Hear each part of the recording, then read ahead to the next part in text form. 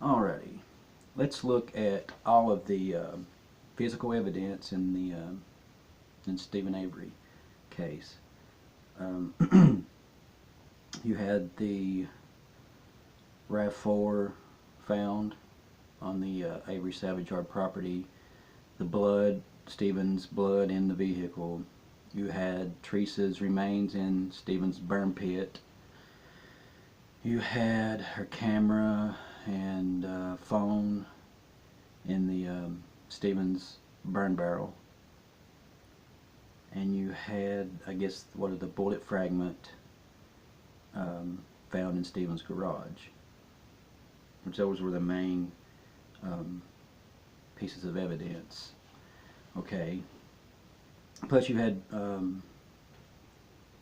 guess, Brendan's confession and,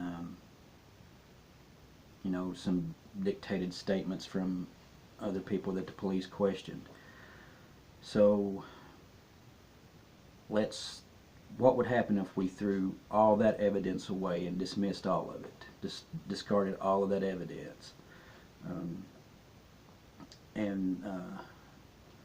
You know, what would we have left to go on?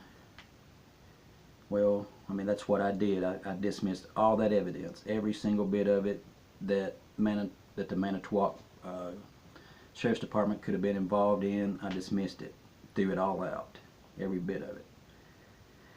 And what I was left with is the 3 police interviews of Stephen Avery on November 5th, November 6th, and November 9th, and the phone records, Stephen Avery's phone records, cell phone records, and Teresa Halbach's cell phone records. And that's what I was left with, and that's what I went on.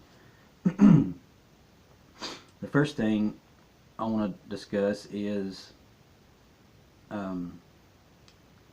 let's discuss the 3 police interviews of Stephen Avery on November 5th and 6th when he was in Crivets, and then the November 9th police interview from Wiegert and Fossbender. On November 5th, or it was either on the 5th or 6th, I think it was on the 6th, I think it was O'Kelly, one of the detectives that was questioning him on November 6th, asked Stephen if Teresa had ever been in his house. And Stephen says, yes, she's been in my house. And then he sort of backtracks a little bit and says, well, you know, maybe to the door, you know, maybe at the door. And they asked when that would have happened. And he said maybe, you know, when she first started coming to his property to take pictures of the vehicles, you know, when she first started coming. And Stephen says that he had been dealing with Auto Trader for maybe a little over a year, and that Teresa was the only other person that had been there, that she came every time. Alright, on the November 9th interview with Wiegert and Fossbender, Stephen says that the last time that Teresa came to his door was the time before October 31st. And I can't remember if it was the week before that or maybe a couple weeks before. But Stephen says that's when the last time Teresa came to the door at his house.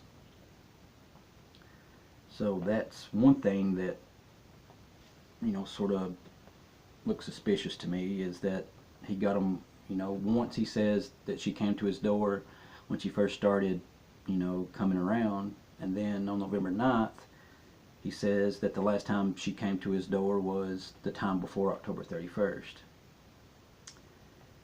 Okay, so we'll go on to still sticking on with the Stephen Avery's police interviews. On several different occasions, they've asked him, did he burn anything that day? And every time he says no.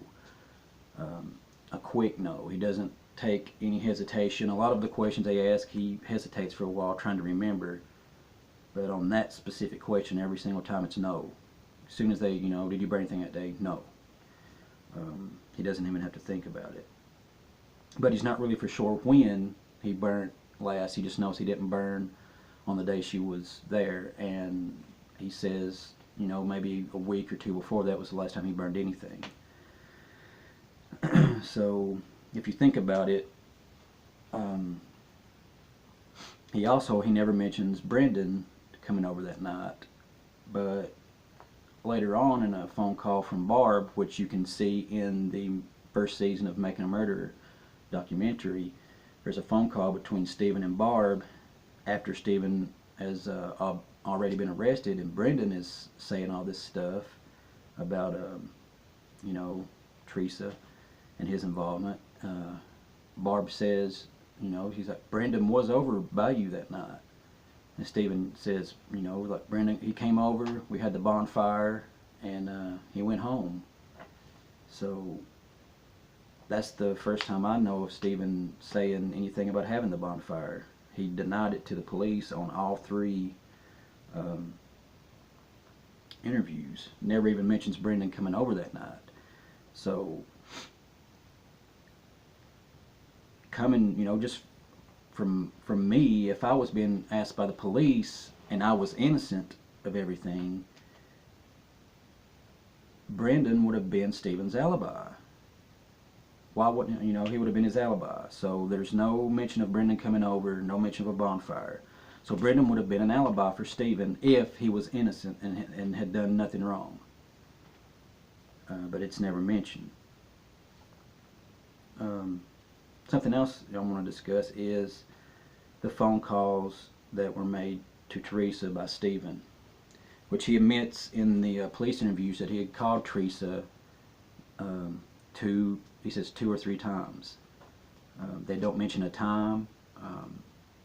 All they pretty much mention it, you know, they ask him what did he do after he called, you know, tried to call to see if she was for sure coming. Stephen says that he just waited around. So he calls her at 2:24, 2:35, and at 4:35. Okay. The phone call that's really suspicious to me is the 2:35 phone call. It shows up on Stephen's phone records, but it doesn't show up on Teresa's. The 2:24 phone call shows up on Teresa's and Stephen's, and it says that the phone has been answered. The phone call was answered. The 2:35 call that shows up on Stephen's says unanswered. So I'm assuming that Stephen hung up before Teresa's phone, you know, could pick up, maybe to go to voicemail or whatever, you know, it would have done. So I'm assuming that he hung the phone up before her phone picked it up. But we all know that Teresa was on a phone call from 2:27 to 2:31 to Auto Trader. Okay, Stephen is very persistent about Teresa being there between 2 and 2:30, no later than 2:30, because during the police interview, Stephen mentions that his mom came up to bring his mail, and the police are like trying to figure out what time that his mom would have been there to bring his mail.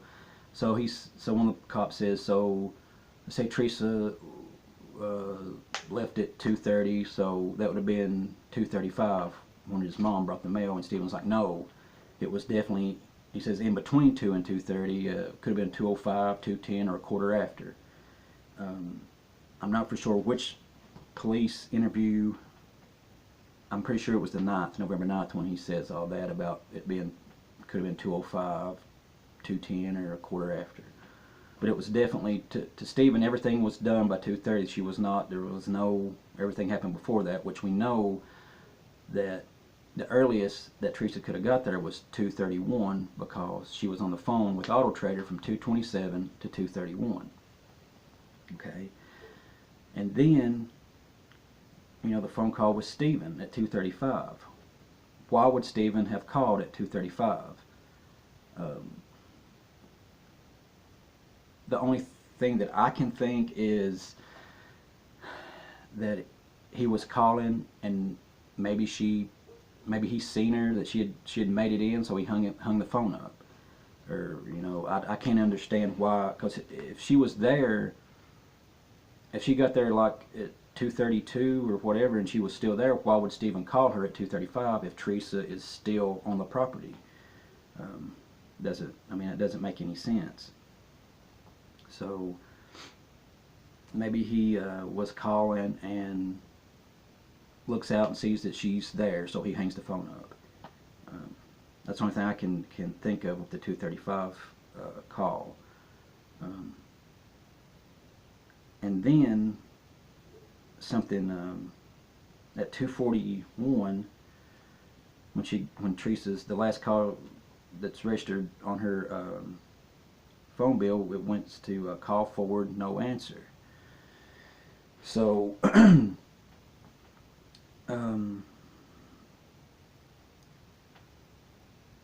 with call forward, no answer, I guess you can, the person that owns the phone can have personalized settings to where the call forward, no answer will occur, take place. So say if you're on another call and somebody calls you, you can have it call, the call forward, no answer, which her phone record shows that she was not on another call. Nobody called her in between, I think the last time Stephen called, or when she got off Auto Trader, nobody else had contacted her. So she wasn't on another call. Okay, unanswered, which means, I guess, if you do not answer the phone, then it's automatically sent to voicemail or whatever. You can have it set to the call for no answer, which if she had it set to when she didn't answer the phone, then when Stephen called at 2:24, his phone, I guess it went to an answer machine. The call duration was 8 seconds, so I'm assuming the answer machine picked up and he probably did not leave a message. But on her phone bill, it doesn't say call forward, no answer for that call, even though she didn't answer it. Another option would have been lost connectivity, or her phone is off. So would she have lost service, which I'm not familiar with that area, so I wouldn't know, or her phone is off. So this is between 2:41 when this happens to her phone. Stephen's phone call from 2:35,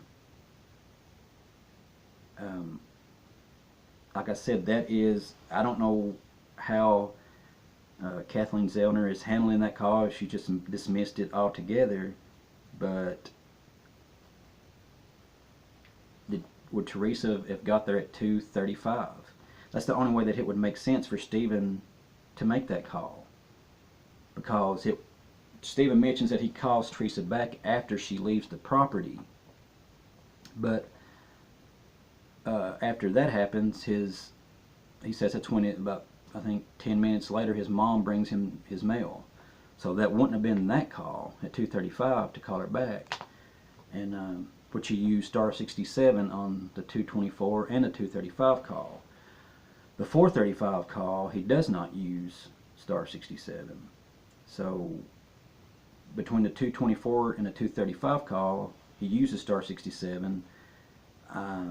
Not sure exactly why. My theory is that he doesn't want Teresa to call him back for the reasoning of it would be on the phone records. There'll be a time of when Teresa called Stephen that would give more of a. He didn't want a time. He wanted to have a different. He wanted to have time to do what he needed to do, but he didn't want a record of, to say, well, she calls here at, she calls you at 2:30, so where was she when she calls you? That would make it look, suspicious on him, which